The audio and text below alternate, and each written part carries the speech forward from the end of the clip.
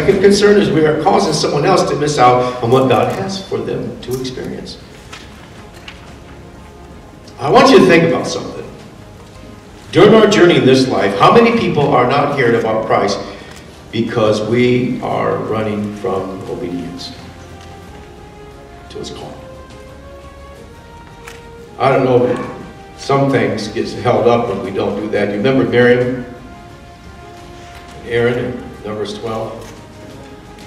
Do you know how many days the whole camp was held up and moving forward because of the conviction that God called them on the carpet for it? 7 days were held up. Do you know what happened in Jonah's time? I don't know how long, how many days it was that Jonah, because we know it was 3 days and 3 nights in the fish's belly. We know he was on the ship heading to the furthest distance away from God as he could to call God. So we know there were some days. I don't know how many, was it days, weeks? I don't know how much time actually elapsed from the time that he started his journey away from God's call to the actual destination of getting to Nineveh to preach. But I want you to think about something, and I want to liken it to something today to make it relevant. However many days passed, weeks or whatever, how many of those Ninevites died without knowing God before they heard the message? And I'm going to bring it into today. Open up your obituary every morning, look at the newspaper, and ask yourself one question. How many of these people knew God or did not know God? And even what's more difficult is, I had a friend of mine in the Air Force. We're an Air Force type church. They make up about 45% of our congregation. And one of the ladies said to me, she was in the park one day, she was really upset, said, "Are you okay?" She says, "No, I'm not."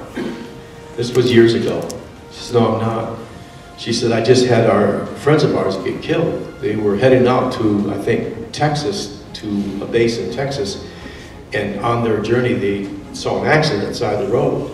And it just happened. So they pulled their car off to the side of the road. They left their kids in the car, and Mom and Dad went to the accident site to help immediately. Being Air Force, they're trained for this type of thing, I guess.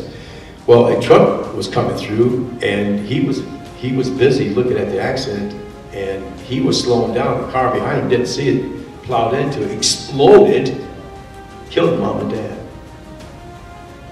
She says, "Pastor, let me tell you what hurt me more than anything. I lived next door to them for several years, and never once did I tell them about Jesus."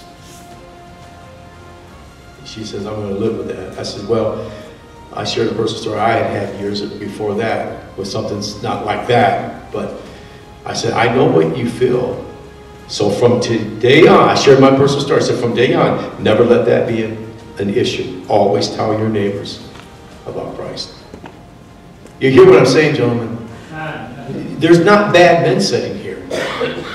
We just got to complete this call of God. The whole reason He sent Jesus was to change the world. And we go on, and we got to do the same thing.